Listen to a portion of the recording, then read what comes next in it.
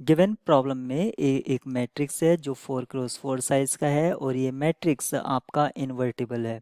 Invertible है तो उसने ये कह दिया है कि एक तो इसका डिटर्मिनेंट नॉट इक्वल्स टू 0 है, और in terms of eigen value हम ये कह सकते हैं कि कोई भी आइगन वैल्यू जिसे हम लैम्डा आई से डिनोट कर सकते हैं वो 0 के बराबर नहीं है। साथ ही साथ रैंक के टर्म्स में उसने ये कहा गया है कि इस मैट्रिक्स का जो रैंक है वो 4 है। अब रैंक अगर 4 है तो हम ये जानते हैं कि इसके 4 एलआई कॉलम होंगे और रो भी होंगी जो कि बेसिस फॉर्म करेगा, क्योंकि इंडिपेंडेंट होंगे, वो लीनियरली इंडिपेंडेंट होंगे।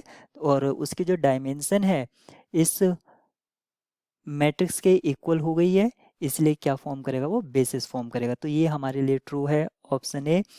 क्योंकि रैंक 4 है तो नलिटी इस मैट्रिक्स की 0 हो जाएगी, यानी कि नल स्पेस में सिर्फ 0 वेक्टर होगा। स्टेटमेंट बी भी आपकी ट्रू हो जाती है। और इमेज ऑफ लीनियर ट्रांसफॉर्मेशन यानी कि x को अगर हम ए एक्स पर सेंड करते हैं तो वो भी R4 होगा। ये स्टेटमेंट भी आपकी ट्रू है। लेकिन प्रॉब्लम में पूछा गया था नॉट नेसेसरीली ट्रू, यानी कि ए की चारों आइगन जो वैल्यू हैं वो डिस्टिंक्ट होंगी, ऐसा स्टेटमेंट ये गलत है। क्योंकि अगर हम I4 कंसीडर कर लेते हैं, I4 इन्वर्टिबल है और इसकी सभी आइगन वैल्यू 1 1 1 होती हैं, लेकिन ये डिस्टिंक्ट नहीं है। इसलिए इस गिवन प्रॉब्लम के लिए की सी होगा।